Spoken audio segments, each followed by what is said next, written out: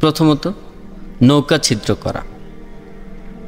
কারণ ছিল ওই এলাকায় এক জালেম রাজা ছিল, যে ভালো নৌকা জোরপূর্বক দখল করত। ছিদ্র দেখে রাজা এটি নেয়নি, ফলে গরিব মালিকেরা তাদের নৌকা বাঁচিয়ে রাখতে পেরেছে। দ্বিতীয়ত, ছেলেটিকে হত্যা করা। তার কারণ ছিল আল্লাহ জানতেন যে এই ছেলেটি বড় হয়ে তার ইমানদার বাবা মাকে বিভ্রান্ত করবে এবং কুফরিতে নিয়ে যাবে। আল্লাহ তাকে সরিয়ে দিলেন এবং তারা আরও ভালো ও ধার্মিক সন্তান পেলেন। তৃতীয় ঘটনাটি ছিল দেয়াল মেরামত করা। আর এটা কারণ ছিল ওই দেয়ালের নিচে দুটি এতিম শিশুর গুপ্তধন ছিল, যা তাদের বাবা রেখে গিয়েছিলেন।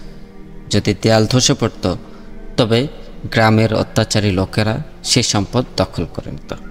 সুবহান আল্লাহ।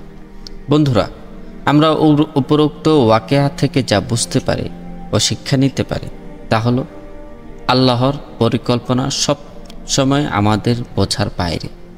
কোনো কিছু আমাদের জন্য ক্ষতিকর মনে হলো আল্লাহর পরিকল্পনায় সেটি ভালোও হতে পারে।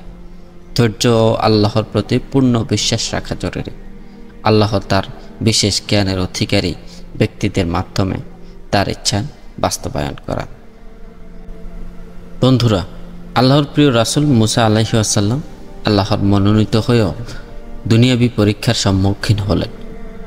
আর আমরা বান্দা হিসেবে পরীক্ষার সম্মুখীন হব না, তা অমূলক।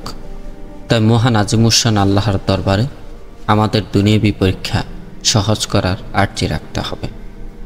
কিন্তু আল্লাহর নবী হযরত মুসা আলাইহিস সালাম যে শুধু উপরোক্ত পরীক্ষাই দিয়েছেন তা কিন্তু নয়, বরং তাকে তৎকালীন পুরো দুনিয়া জুড়ে অন্যতম শক্তিশালী শাসক ফেরাউনের সম্মুখে তাওহীদের বাণী ও ফেরাউনের নাফরমানির সাম্রাজ্যকে ধূলিসাৎ করার বিশাল বড় পরীক্ষার সম্মুখীন হতে হয়েছিল।